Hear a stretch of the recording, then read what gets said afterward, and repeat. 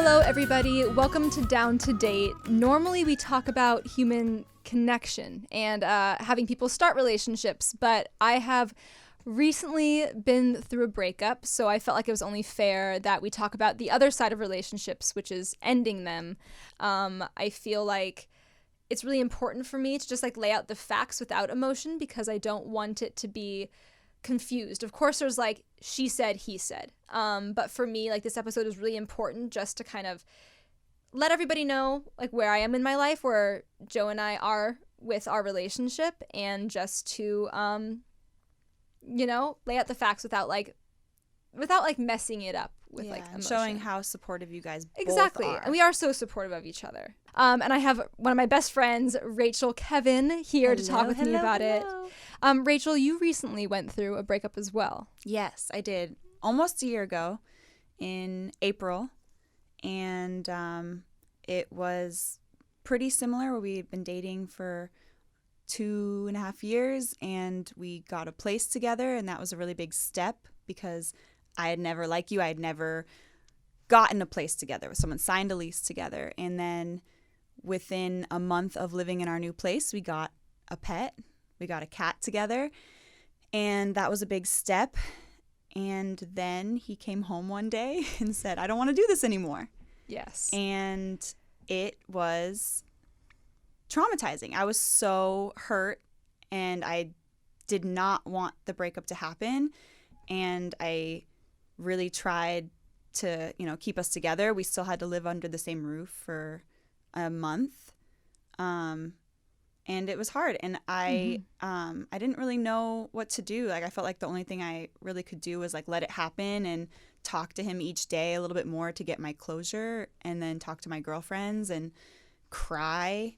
But you should never force someone to stay with you. Exactly. It has to, you both have to want it. Well, the one thing that was interesting is that you and I do have a lot of parallels with how our relationship was and how it ended. Yeah. The pet being one thing. Officially living together, having a lease together is another thing. And also just not expecting or not really wanting it to end. I feel like, of course, there's the elephant in the room, and why did Joe and I break up? That's kind of something that a lot of people have been talking about. Did you see it coming? I did not see it coming. I guess every relationship has issues, but I feel like with Joe and I, we were best friends and everything was fun, and we were getting a dog together.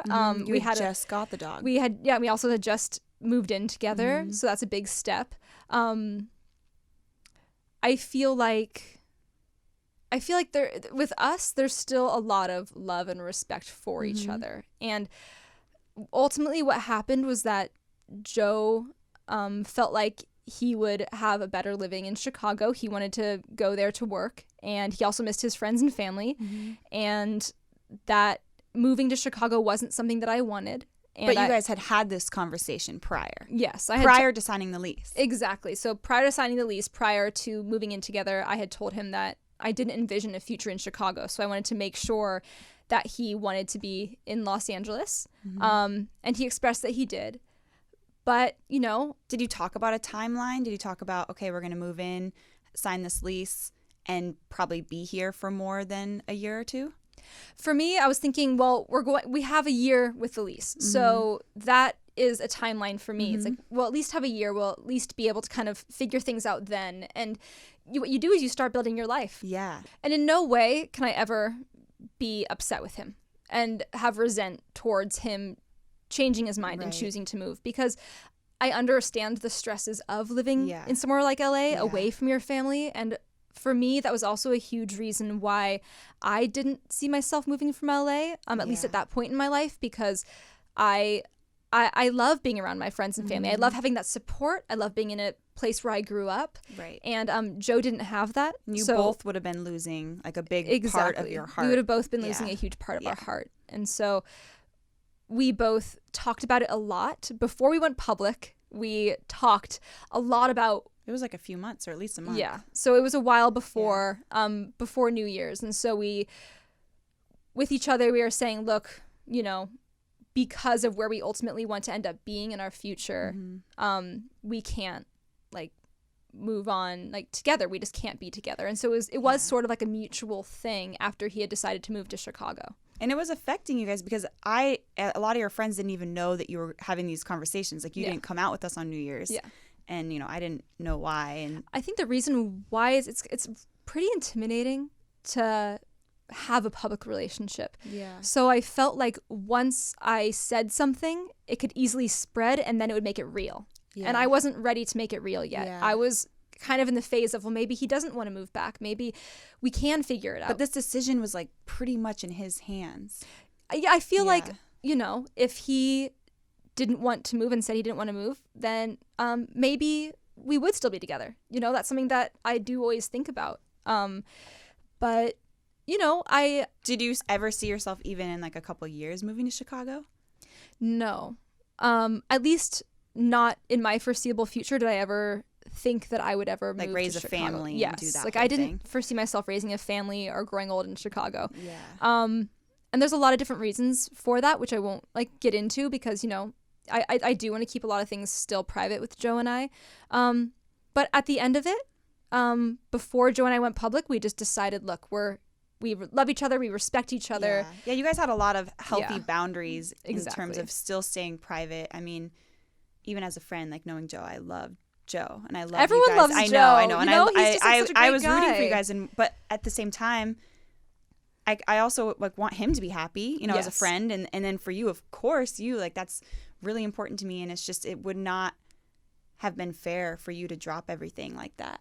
Yeah, for me, I have built this podcast here. Mm-hmm. I have so much beyond just family that I have here, and so for this point in my life, I wasn't ready to leave everything that I had built and to have to figure out how that would work in Chicago, or would it work in Chicago? Like, would I lose everything that I had built? Yeah. So, just for me as like a woman, I was just like, I really wanted to make sure that I made a choice that was the best for like my passions and my future. And I think he has, I'm not going to speak for him. I think he sees that and has to understand that. And I think that's why, as sad as the breakup is, I feel like from an outside point of view, like he understands why. Of course. Yeah. And I think that was one thing that was incredibly important to us is that we both understood the reasons why. As hard as it is. And we cried about it. We had so many talks about it. And at the end of the day, it was sort of like, this is what I want and this is what you want, and that's okay.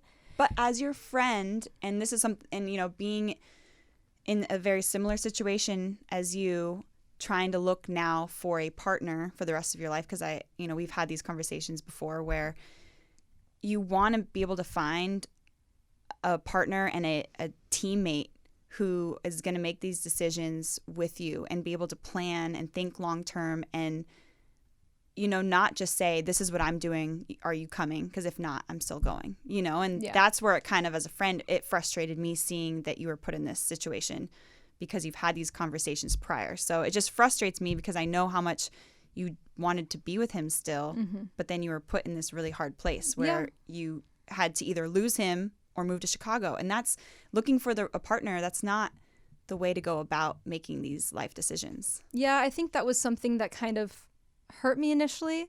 But I honestly don't want to be angry about anything. He was definitely... He wasn't happy. He wasn't happy. Yeah. He wasn't happy, and He did try. He did try, and the one thing that I love about him is that he put everything into it, and he did try being here. He did all of our friends' game nights. all of our game nights, all of our holidays. Went to Disneyland with my family. Yeah. So he he put was everything into it. So that's what I really do appreciate about him. But ultimately, you can't control where you're happy, and I wasn't going to be the person to decide that for him. And in the same way, he wasn't going to be the person that decided that for me. And I say all the time, I see us like a Jerry and Elaine eventually someday, because we do have so much love and silliness with each other. And you guys still do talk? Oh, yeah. We still talk almost every day. Yeah. So I feel like because we started out with a strong friendship, and we started out in a chaotic environment, on Paradise. And we built that friendship. And, we've been through a lot together. So you can't just throw everything you've been through together out the window. You have to really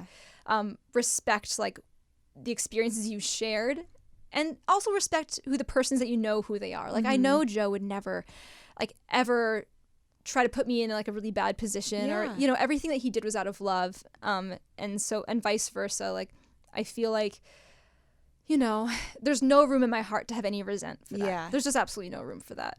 I think the hardest thing, and again, being able to relate, is when you're with someone, and then especially being in a public relationship, that wasn't ours, but like yours, is you build this community. And that's what's so hard, is building these friends. Your families get involved. There's so much, and then you have animals. Like, and I say, thank God I never had children with my ex, because that makes it so much more complicated. But that's what's hard, is splitting all those things and having to kind of find yourself again as an individual. Being someone that you've been broken up for almost a year now, like, what advice can you give about how to move on and how to know when you're ready? You know, and I've been in previous relationships like you before this, so I've kind of gone through the breakup process a few different times. And I think the frustrating part is right away, everyone comes at you like, you just need to be alone. You just need to be single. You just need to, like, you know, really love yourself and all these things. Where after my last breakup, I even said it to him, look, like, I'm right now, I'm 29 years old. I've dated a bunch. I moved in with you. I loved living with you. I love, like, building a home with someone. I'm totally ready to find someone else. I'm so open, and I very much love myself. I'm ready to, like, build that with another person. I have taken the time.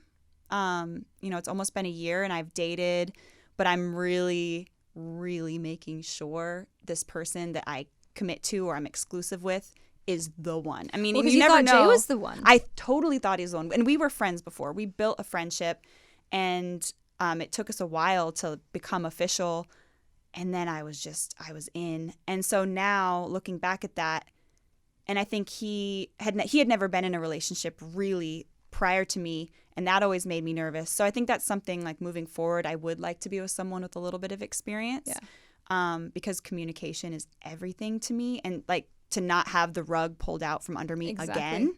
So I feel like I'm going to be really careful with who and then seeing you go through yours, like, meeting people from all over. I want to make sure, like, do we both want to be in the same city? What is our 5-year plan? I mean, it's kind of... The funny thing is about having a relationship where you feel like you're going to be engaged to that person, because I thought Joe and I were going to... I know. We all thought literally you were. be married. Like, that was... I never the create ring, Pinterest boards.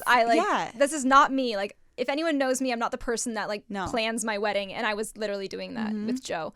But something weird about ending something with someone that you thought you're going to marry, you almost feel like you have such a better idea of, like, what you're looking for and how to communicate that while dating. Exactly. You almost take it more seriously. Yeah. You know, you're but like... I'm a little scared. That's why I feel like I've been a little scared, because I do take it seriously. So I'm like, you don't want to, like, jump into the next dating relationship or early stages. Not the first guy that walks by. Yeah, you don't avoid that. But you don't want to say, like, this is my plan, and if you don't fit in, then no. I know that there has to be some give and take, and you have to kind of build that with someone. So I'm open. It's just I want to find someone open as well. And just number one thing is communication. Yes, completely. So important. I feel like a really important thing too is I was so afraid to ever tell someone that I was looking, like, for marriage in a relationship. Yeah, because they were like, oh, run. Exactly. So now it almost feels like swinger. that has to be something that I talk about fairly early in a relationship. Like,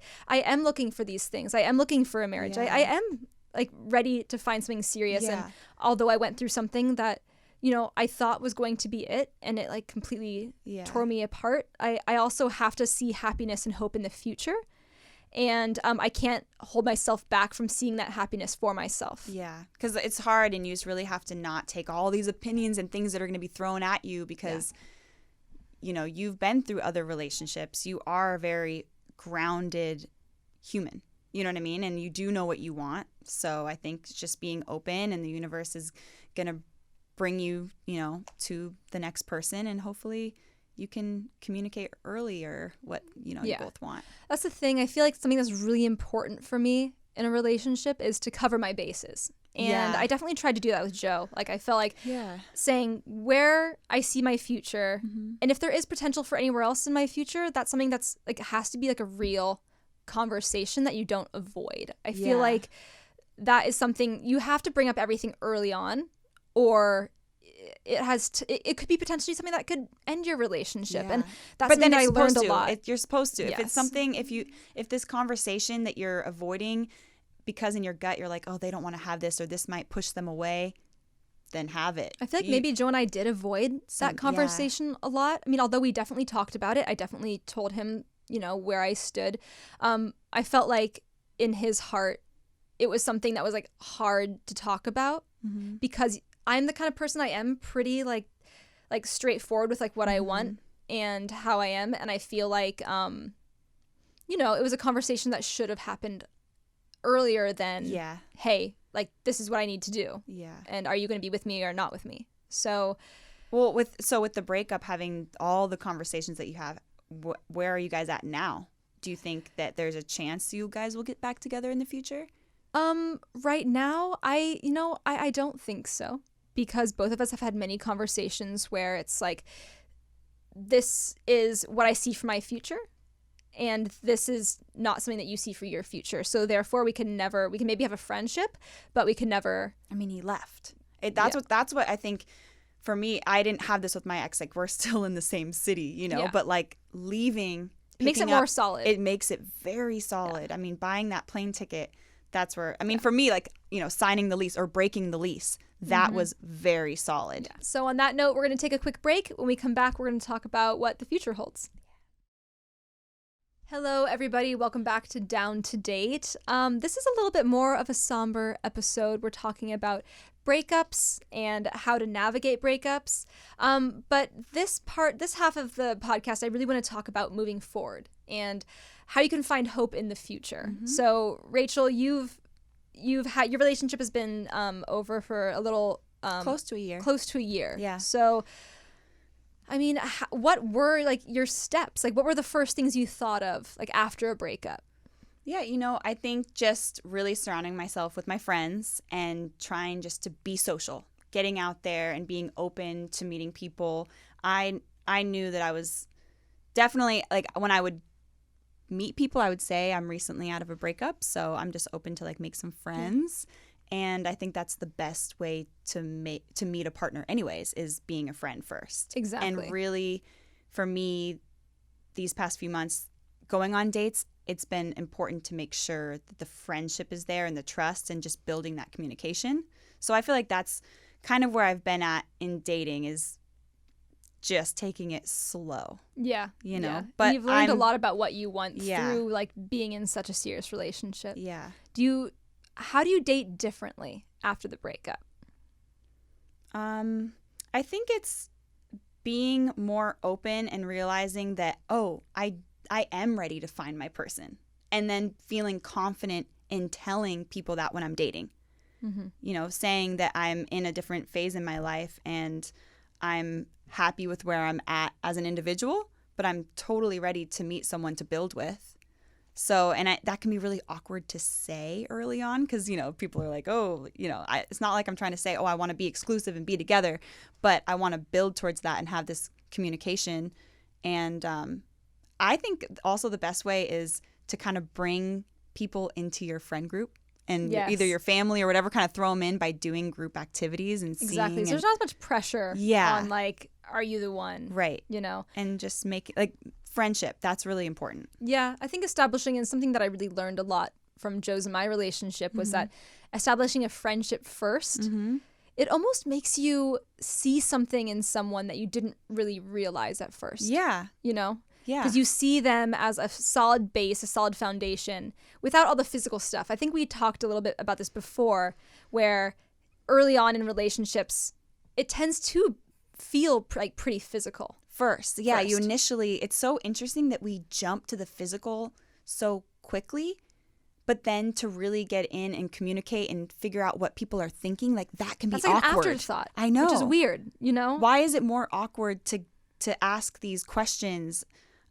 before you get physical, whether it's kissing or in anything intimate? Exactly. And so I think it's really taking a step back and be like, no, let me make sure I know what's going on up here. And we are able to like have deep conversations before that intimate side I happens. think we can call this mature dating. Yes. Yeah, mature dating. We are looking at, well, I almost see it as Adulting. you're looking for the one. Yeah. You know, and I think it's you and date not putting the pressure on differently. it though. Not putting the pressure on like this person, because I feel like if someone was coming at me that way, which I've actually had happen where I'm dating and they're like, you could just feel that they're so ready to like put a ring on someone's finger, you know. Which if it's mutual, it works. But at the same time, it's a balance. It's a balance of letting them know what you're ready for. Yeah. Yes. It's a balance of letting them know what you're ready for, but then also not trying to just like jump into things really quick. Yeah. I do have to ask, you ended up with Dante. Yes. So Dante is my cat. Yes. It was our cat. That was the thing. We got him at 6 weeks old and I bottle fed him. I mean, I'm mom, but my ex, like, he was very attached to the cat. So, but we always knew the cat was just a tad more attached to me. And that's why I have Pistachio. Yeah, you because kept the dog. Pistachio is very much attached to me as It's well. hard. That's a hard, just the same as you. It was one of those things where it was sad to kind of make the split. I know that he still really misses the cat. And actually, he watched the cat over Christmas break. Yeah. You know, so we're in communication. It's not like we're on bad terms, but definitely moving on from that. It's just there's still support there. And we got that animal together. And that's what's important. I feel like Joe's been really great with that as well. I mean, I did keep Pistachio. It's one of those things where it's like, I never anticipated being a single dog mama, but I would never take it back for anything. It helped. Like Dante helped me through the breakup. I mean, he would sleep on he would sleep on my chest every night, and I would like cry. I was so sad, but he just would be there for me. He felt that I was. There's something about having like emotional support animal, like after going through a breakup, that really, really helps. The timing. Yeah. It is the timing was perfect. Yeah. Like Pistachio, he sleeps with me every night too, and he'll sit on my pillow. He'll literally have his little head on my pillow. And I wake up in the morning and he's just like Mom. And he's just like, it breaks my heart because I love him so much. I know. So as unfortunate as it is, because I feel the same way. When the breakup was happening, I was like, crap, like now I have this cat, and what am I gonna do? Exactly. Where am I gonna move with this animal? Like I was anticipating having 2 people watching this, you know, this pet. And so now it's one person having to balance like life and like traveling and work and like all this stuff. But it really helps. It does for help. the breakup. Yeah. I've brought Pistachio into the podcast studio. I didn't bring him this time because he is a little bit of a distraction. Yeah, and this is a little bit more serious. Yes, exactly. Yeah. But yeah, I mean, Joe, I'll FaceTime him sometimes and he'll see Pistachio. So like there's still, I mean, I think that was hard for Joe too, is like leaving Pistachio. Like and it was funny because Joe and I were actually kind of living together like after we broke up for a little bit before he moved back to Chicago. And Pistachio was kind of like, I don't want to say a cock block, but whenever Joe and I like tried to like hug or like be physical in any way, Pistachio would be like, "You hurt my mom." Right in the middle. He'd like squeeze right in the middle. So it almost like took away like a step. Interesting. Like in a way that it kind of helped. He's like emotional support dog, but also like a physical support dog. He was just like, "You've made a decision, Mom, and we're gonna like." And he's like, "I got your back." Yeah. So it was so funny to see that. He's also just very protective in general of a dog.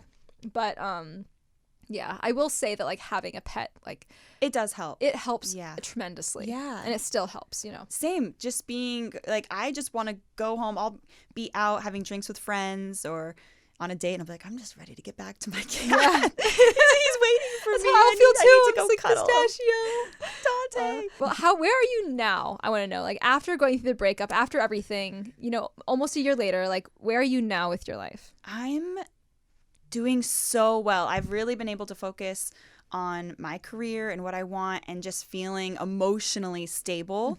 And I've dated a little bit here and there and have a pretty strong idea of what I want and how to go about it, at least like communicating with, you know, dates.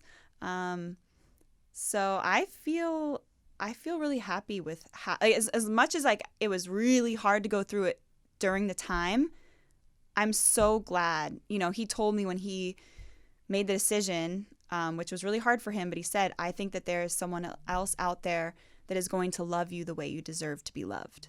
And it was like, I wanted it to be him. I was like a why heartbreaking can't thing you? to hear. Why can't you but it's love me also the way? something really sweet to say. Yeah. And he was just like, I just know. And so I'm kind of sticking to that, and I see it more and more and more that, there was things in that relationship that were lacking, and I wasn't fully happy. And looking back, I know that there's someone better else out there for me. So it's interesting that once the breakup is like official, you do start to notice things like, well, maybe this is something that I would like.